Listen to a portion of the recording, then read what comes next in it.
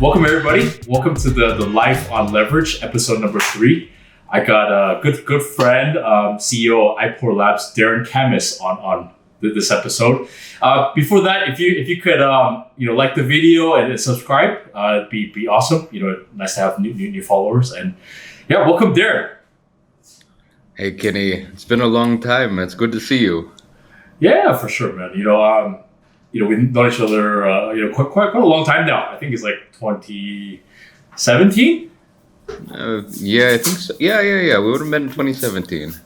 Yeah, at first, we're just kind of met each other through the crypto conferences and so forth. But then, as I found out you play poker, I invited you some of the kind of crypto poker games in Hong Kong. Yeah, and certainly, left a mark, yeah. Maybe you can describe how we met. How did we meet, Darren? How did this come about? The poker. We were talking, and this was right around like I was, involved in the process of listing some tokens, and I saw this bio of a professional poker player working for some exchanges in Hong Kong, and I was quite intrigued. Like, this is a very interesting profile, and then I think we ended up meeting at a game, but sitting at different tables. Mm-hmm. And I like challenges, so I'm like, listen. If this guy is the guy in the room, I want to be sitting at his table, and I want to take him down. So it came down to one magical 7 deuce off bluff, and to show the bluff moment. And then this was kind of my calling card, leaving a little mark so that you wouldn't forget me. Dude, so for one. When you play cash game, you play the 2-7 rule. You get rewarded for a showdown with 2-7. That's one thing. But you're the only person that will do it without a reward. You just want to do it to troll someone. And I still remember the hand. I had like a weak top pair ace. It was like post flop, and it got messy. And you're sitting there with your 2-7 and triple barrel. I was a little worried. I think the flop was like ace queen something, and you checked it to me, and I bet, and you called, right? And I think the turn was it was ace queen X, and then the turn was a 10, right? So it makes a lot of hands. Yeah. And if you're just checking and calling, I'm also a little worried, right? But I think I made about a half pot bet with the rest of my stack to ship definitely on the river. So that was. It was a polarizing moment because it's also right in value town. So you got to decide, does he have it, does he not? And that time I did not, which means that also you call when I do have it sometimes. So this is, I love it. And you of course you were so happy to show the 2-7. Yeah, but the worst part is it's like months later I see you and you're sending me video footage of the hand history on WeChat, and I'm like, dude, that's like a random morning. I get a video from you. 2-7. I'm like, dude, what a bastard, man. And so, can you say that on this podcast? Yes. This podcast is a Life on Leverage. Life on Leverage. LOL. Yeah, I got that.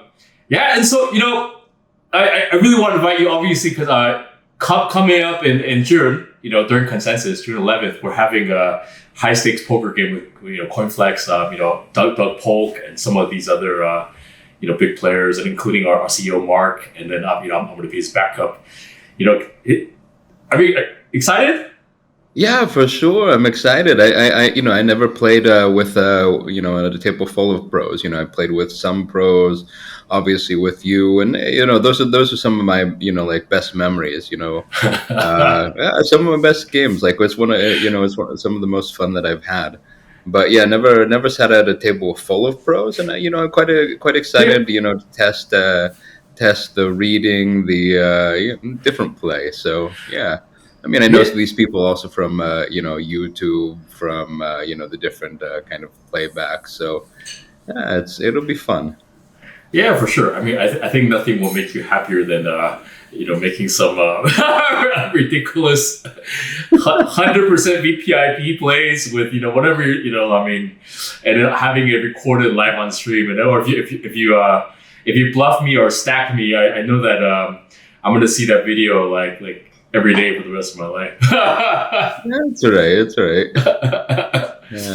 Yeah, that's exciting. I mean, I'm really excited about that. And I think the projected lineup will be like Dog, Brad Owen, who's a big poker vlogger, and then a few other crypto traders. And it'll be a mix of people, not just pros. So, I think you'll be fine.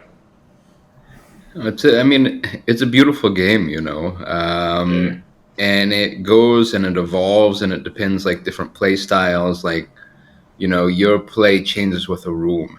And I always liked it because I think there's a lot of parallels between poker, crypto, trading, risk taking, and startups. You have a different mentality when you're playing tournament. You have a different mentality when you're playing cash, when you're deep stacked, when you're short stacked. So all of these things, so they have really it's not, poker is a simplified set of odds, right? But you have much more complex odds and scenarios and macro in crypto and entrepreneurship.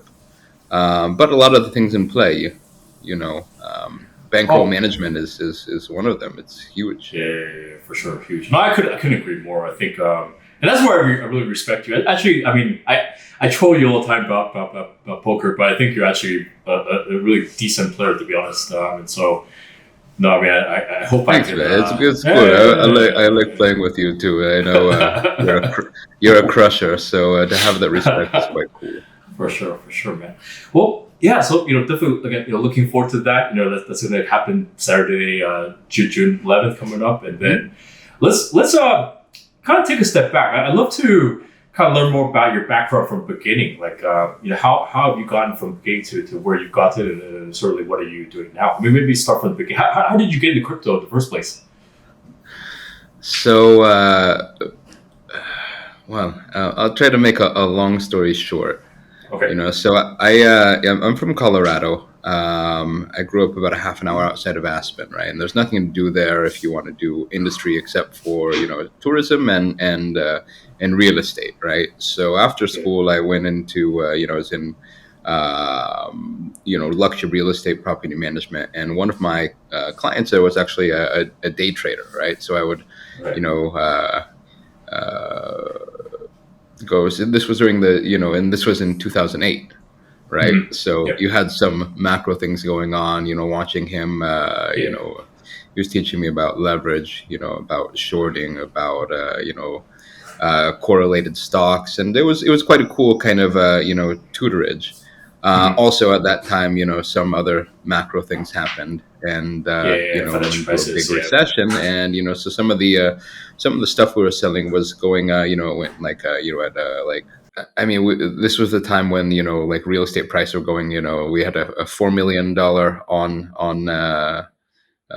on slope property that sold the next year for $2 million, right? So it was not a good time.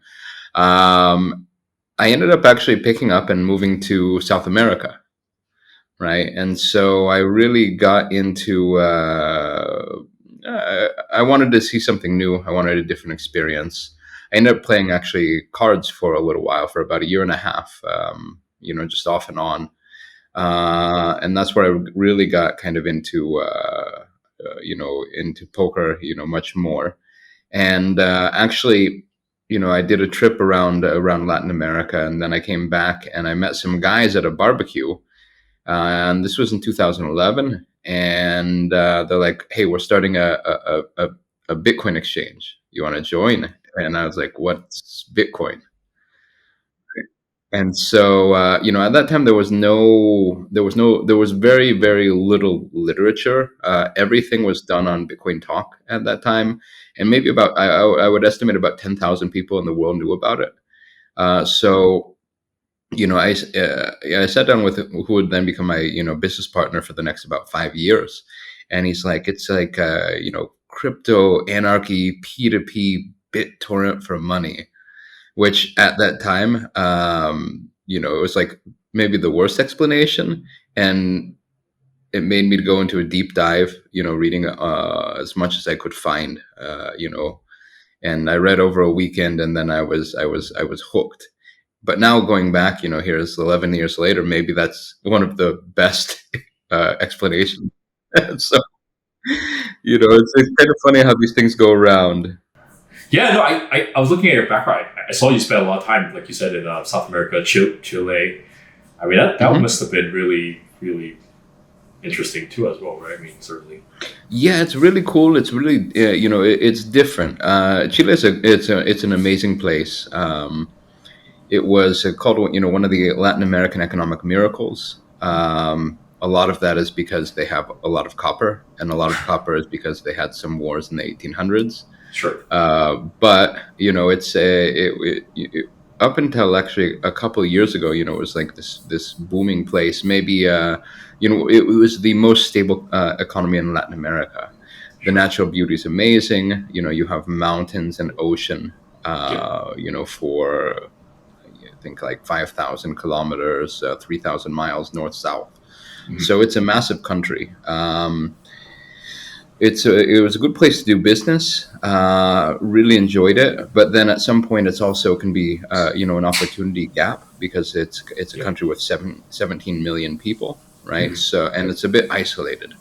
So Latin America dynamics, you have a huge region that speaks the same language, but you have a lot of smaller countries where you have completely different like regulations, right? So Sure. Sure. it's a nice idea to do things like cross LATAM, but it's actually very difficult in practice.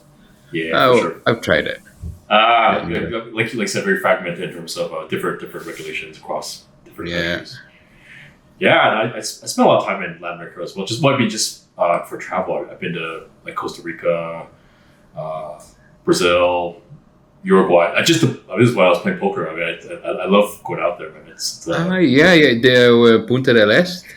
yeah, no, I play. Yeah, exactly. I would play the Latin American poker tour. I only wanted to travel and have a reason to go, and I just took a laptop with me. And I remember, I mean, this is my 20s. One of my favorite periods. Like, I took a laptop with me, and I spent 3 weeks on a beach in Rio, and just hanging out, playing online poker. And tell me about what you're doing now.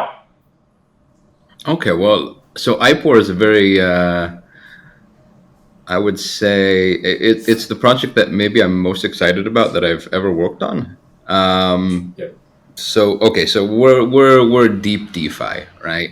yeah, And it takes a lot of pieces, from different parts of my career and different parts of the financial ecosystem, and also, the market, and it applies it to, what we want to do is create this kind of base layer of the DeFi credit markets, sure. right? So IPOR, if you think, from the crypto side, from the memeable side, it's a very easy, so, let's say, I go broke at the table, you could say IPOR, from the easy to meme side, but Yeah, really, what it is it's a hat tip to the Libor, right? sure, So the Libor was the London interbank offered rate, right? It's sure. this benchmark interest rate that's sourced from the top London Yeah, banks.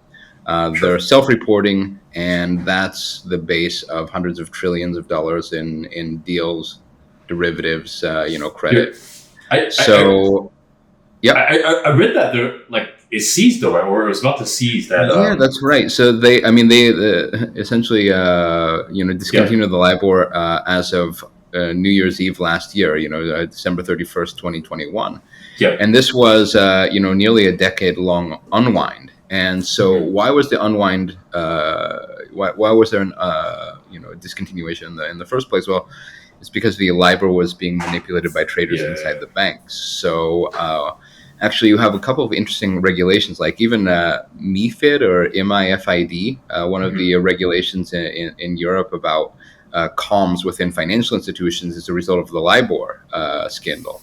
yeah, So the LIBOR was what was referred to as the most important number in the world, right? And yeah, what was yeah, happening was actually traders were manipulating the LIBOR. They were under or over reporting it by a single basis point, and with that they could take a counter position and net maybe a couple $1 million per trade. I think it was estimated to be about $3 million per trade per basis point, under or over reported.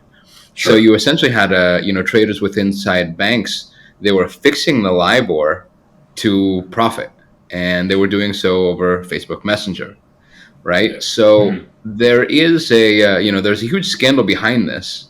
Sure.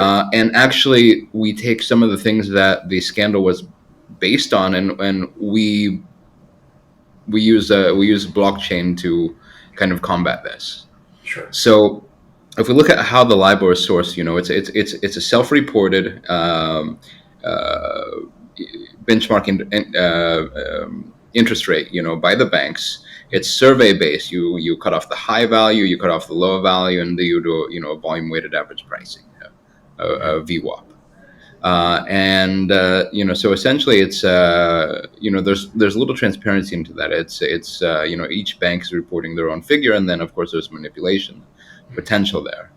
The other thing is it was published I think 11 a.m. BST, which is great if you're in London, but not if you're in the rest of the world, right? Yeah. So if we look at crypto, we have this or the SOFR, the overnight financing rates, right? Which is one of the main indicators that's taking the place. But tell me, what is overnight in DeFi? What is what is the center of the DeFi world? There is it's a 24/7 market, right? Yep, so yep. What good does it do to report this benchmark rate at some geographic basis when actually the DeFi markets move on chain 24 hours a day, 7 days a week, right? Yep.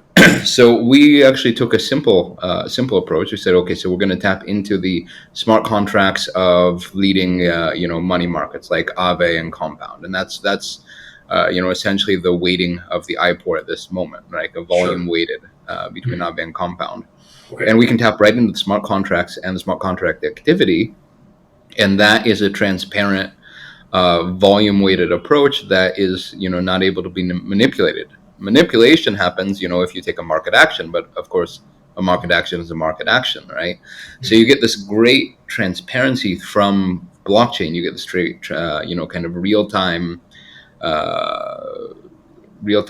indicator, from the smart contracts themselves. So if we look at, other indicators of their interest rates, you have like the BSBY, which is the Bloomberg short-term bank yield, I believe, and it's based on, deals that go across the Bloomberg terminal. So that's, for example, a volume-weighted approach, a straight volume-weighted approach, where the LIBOR is more, financial institution, right? Yep. So you may not be a reporter to the LIBOR, but you are, essentially, sure. I mean, you are exposed to the rates, right? If you're a smaller bank, you're still, affected by the LIBOR. So we have this kind of a best of both worlds approach where we have protocols as a proxy for financial institutions, and then we have a volume weighting approach coming from the smart contracts similar to the BSBY. So we kind of have this best of both worlds approach to create this like transparent on-chain benchmark rate of what's happening in DeFi. Sure. And so we could also source in, from other credit markets, but currently, from a volume weighting approach, they have very little effect. But we believe that this, down the road, as you have much more larger and competitive credit markets, then you'll have a lot of, competition of who, what protocols get included into the IPOR rates. Sure. How do you exclude one in the case of, say, for example, one of the stablecoins melting down or one of the protocols that gets hacked, right? And so we believe that this is a great case for, decentralized governance. Mm-hmm. So we're kind of taking the best of something that's very, we have a good proxy of in the traditional finance perspective, and we're applying the best of blockchain. And then on the other side of that, we're building interest rate derivatives. So the first interest rate derivative that's open on testnet right now, it's on Rinkeby, is a 28-day cancelable interest rate swap. And the interest rate swap is a peer-to-pool model, right? Okay. So, also when you're getting up a swap market, you need to have two counterparts. And when you don't, we're actually leveraging here the best of DeFi, which is, how can you take a passive liquidity pool in stables and put it to use? And so in the IPOR case, it's every stable that has an IPOR pool, like IPOR DAI, IPOR USDC, IPOR USDT. Those are all different, essentially, effectively spot rates. You have different marketplaces based on pools of those that are underwriting swaps, both pay fixed and receive fixed. And so that's the base, and then we'll be launching a further set of interest rate derivatives. We're looking at futures, we're looking at swaptions, and essentially what we see this is, let's say the invisible base of the DeFi credit markets.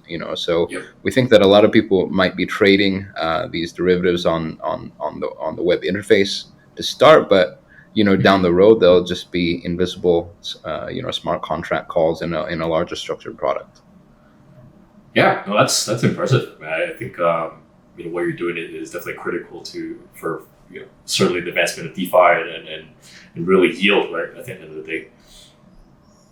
Yeah, I mean, you guys got pretty solid backing, right, from some large institutions like GSR and a few of the big. Yeah. So we recently, announced that our the close of our funding raise, our funding round, and so I won't list all the investors here, but we had some really strong backers.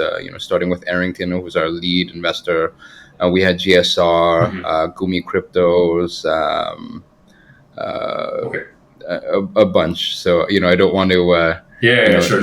name just a few. You can go check out the fundraising announcement. But we have a lot of people that we had a very strict criteria. You either needed to be an active trader, a liquidity provider, or have some portfolio integrations.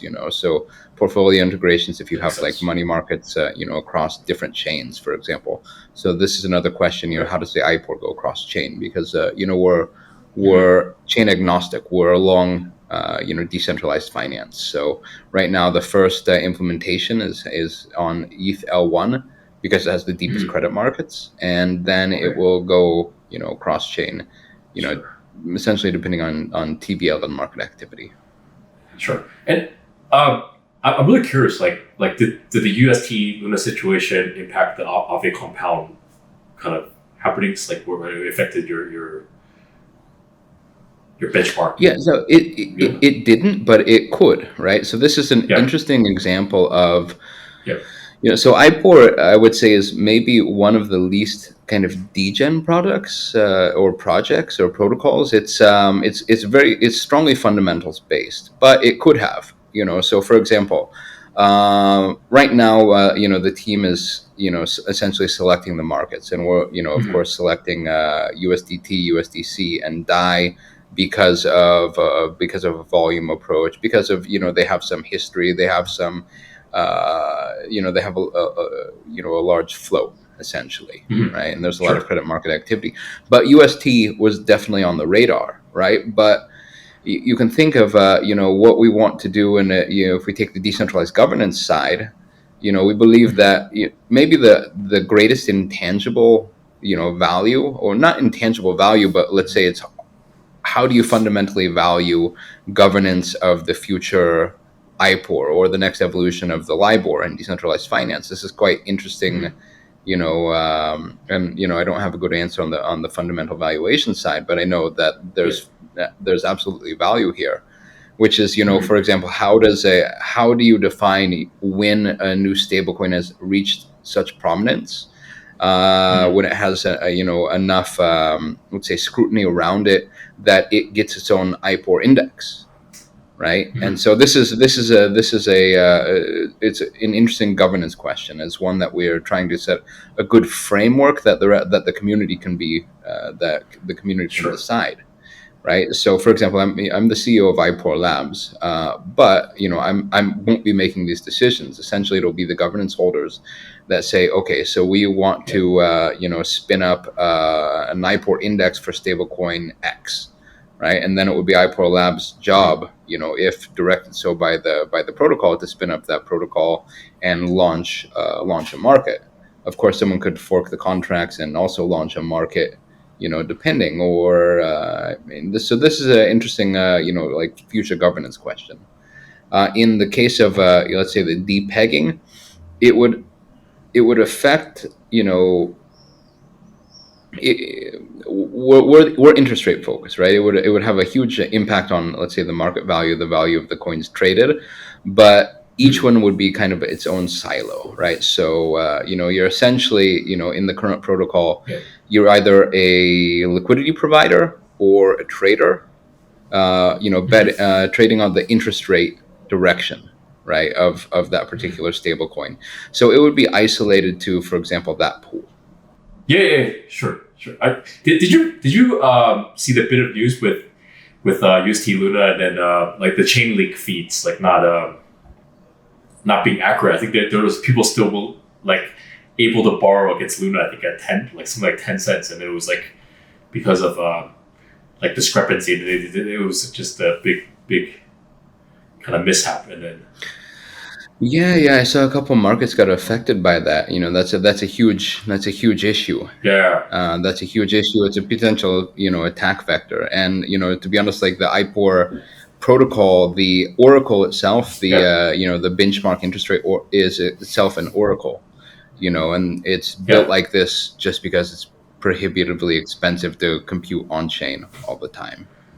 I guess with all the stuff happening in the last week of USD Luna, I mean, just would love to kind of hear more your thoughts on this. It was just an absolutely crazy week, right? I mean, Well, I mean, it's let's see. It's overall, I think it's a good correction, right? First of all, it's tied to a macro correction from a lot of things. A lot of it being, the post-pandemic stimulus. We're already due for a recession for a long time. You have a couple of other macro events: energy crisis, supply chain, right?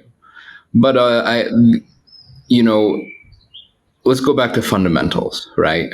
So, I was thinking about this a lot. Like Bitcoin, a lot of people are talking about what is sound money, right? But when we get greedy, we start to stop thinking about fundamentals because it just looks too good, right? So and we get less critical thinking, right? So let's say, if we talk about fundamentals, I'm quite excited about IPOR because we kind of are a boring project. We're taking the best of like this base of the credit markets, but it's massive, right?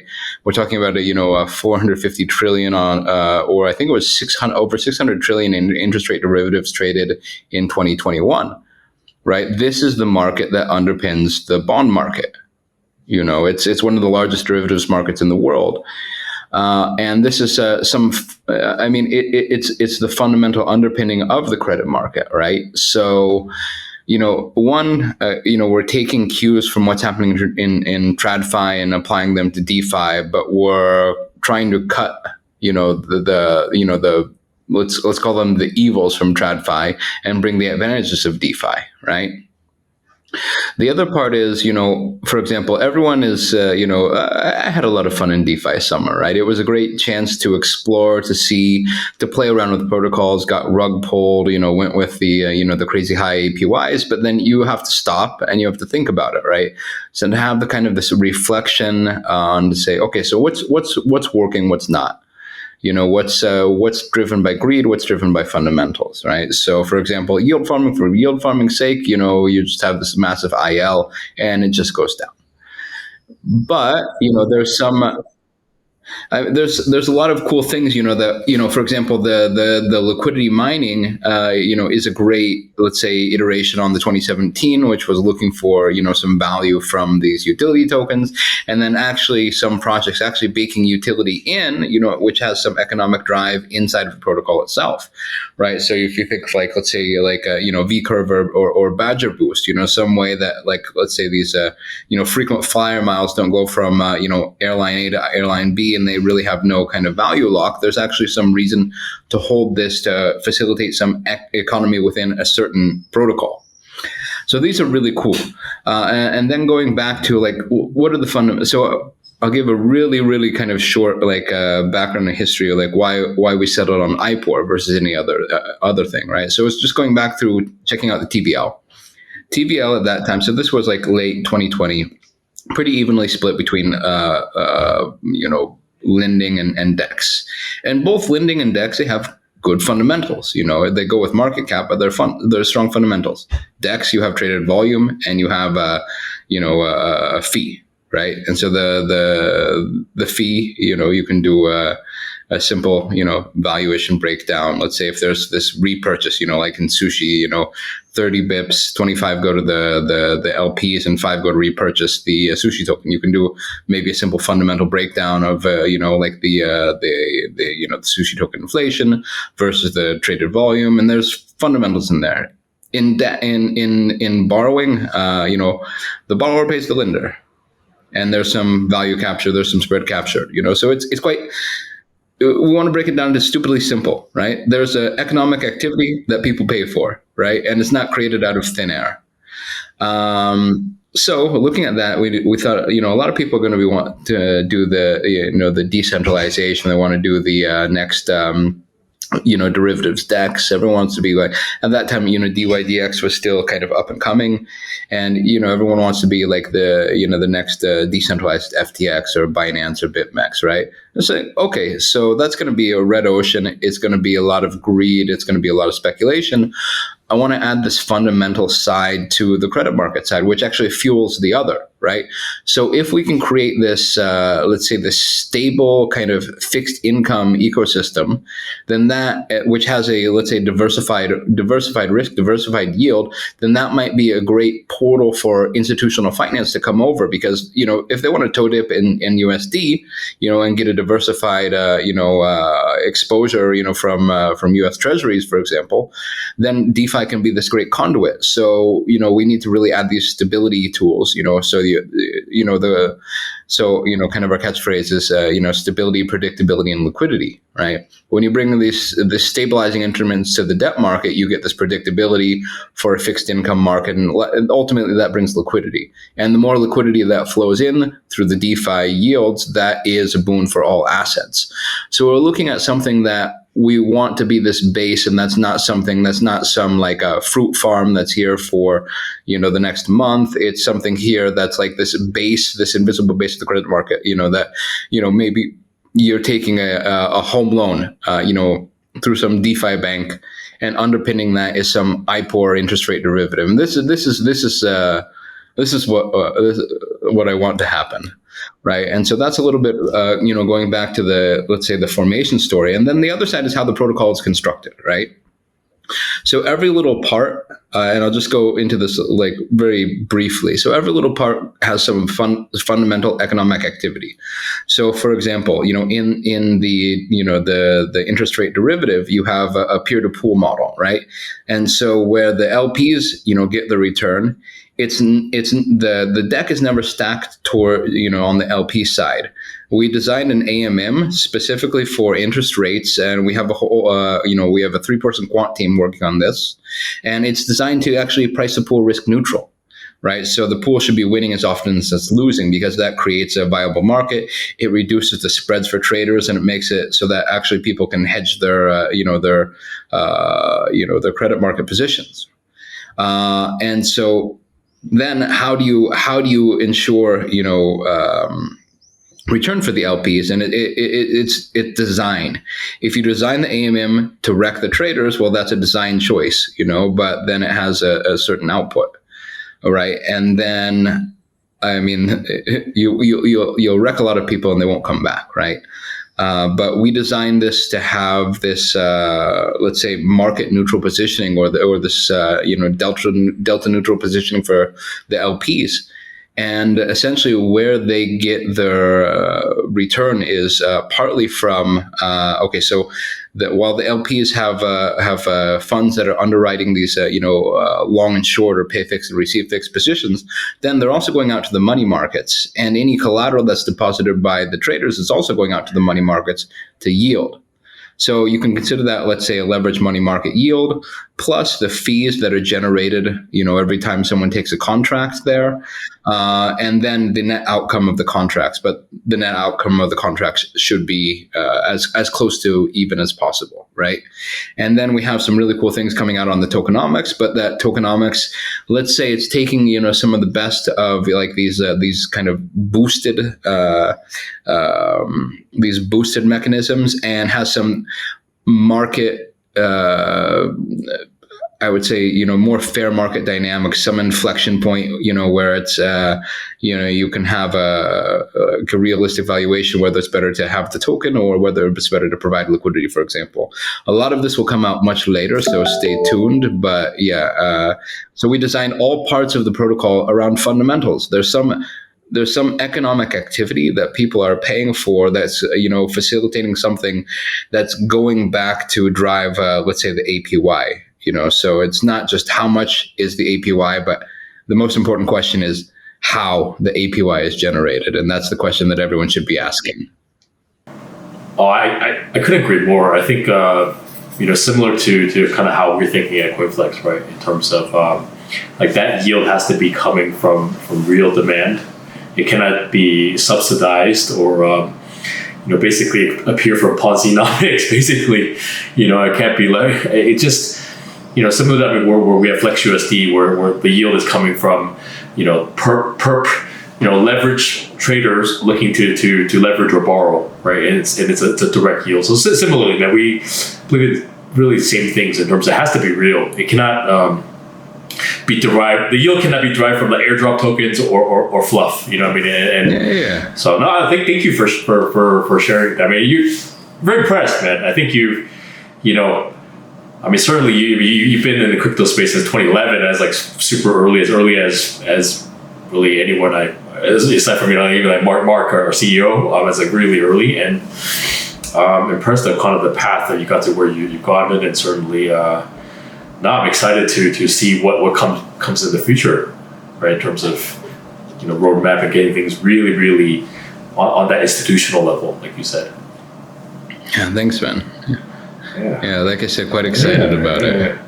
Also excited about the the upcoming game. You'll be there, right? You'll be in Austin. Yeah, for sure. Hey, let me show you something. Okay. See, do you see this? These plaques? You see? Okay. So we're gonna have certainly hourly splash pot and bomb pots, right? And so I think I add a very viral element to our poker game. Again, at first our CEO Mark, he'll be the one kind of playing on our behalf and representing CoinFlex, certainly as the voice, the face of our company. I'll be on standby as backup, and certainly I think that event. I'm pretty sure me and you will be at the table by the middle or latter end of it, and then you'll have your chance to show me a deuce 7. And then you show me it, okay, and then you're gonna bet the river, Darren. You know what's gonna happen? I'm all in. That's gonna happen, Darren, and then you're like, oh man, I fold. I'm looking forward to it, man. Really looking forward to it. It'll be good to see you. It's been at least almost 3 years now, I think. I haven't been to Hong Kong since I think maybe would have been maybe Hong Kong Blockchain Week in 2019. So yeah, it'll be good. Excited. Yeah, miss you, brother. Definitely. We'll see you in Austin. I really wanted to have this podcast early. I mean, obviously, a person of your caliber, awesome to interview, just in general. But is a precursor to the poker game, right? It's just give people some more light on kind of who you are, and then it's just been more fun that way. Yeah. All right, thanks, Ben. Good to see you. Awesome, bro. Yeah, sure, man. See you, man. Check out IPOR.io. IPOR.io, yeah, for sure. Check out there, doing some awesome things.